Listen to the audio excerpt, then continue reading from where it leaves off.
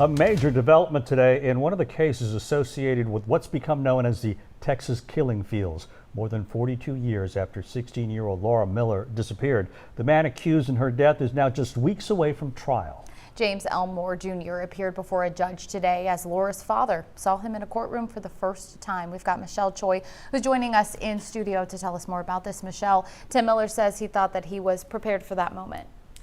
Yeah, that's right, guys. But Tim told us he actually wasn't. He's spent decades fighting for answers and justice for his daughter, Laura. And today, when James Elmore Jr. walked into that courtroom, Tim says seeing him brought on emotions he wasn't expecting. In a pink jail jumpsuit and handcuffs. Are you James Elmore? Yes, sir. James Elmore Jr. came face to face with a Galveston County judge Friday.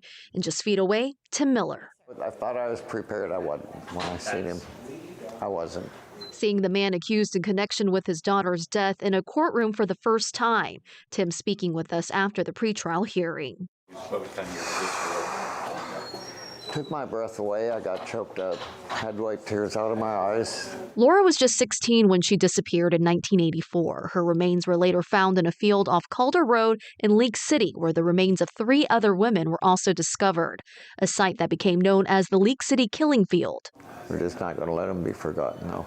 More than 4 decades later, Tim continues to fight for justice. Laura's death ultimately led him to found Texas EquiSearch, turning his search for his daughter into a lifelong mission of helping to find others. Convicted killer Clyde Hedrick was also tied to Laura's case, but died by suicide earlier this year as his case was being presented to a grand jury. Elmore was arrested this March, charged with manslaughter and tampering with evidence in connection with Laura's death. Before that, Tim says he spent years meeting with Elmore, trying to learn what happened to his daughter. Thought about the very first time he contacted me and how many times we've been together, how many rides we went on.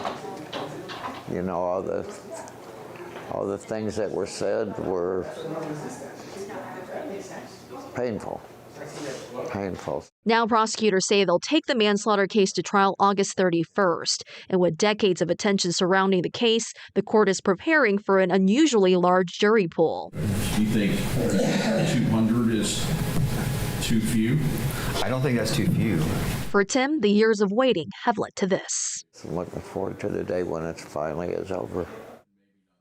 Yeah, and Tim says he expects to be the lead witness when this case goes to trial. The judge indicated today the court intends to keep it moving forward, with jury selection set to begin August 31st. Guys, back to you. All right, Michelle, thank you for that.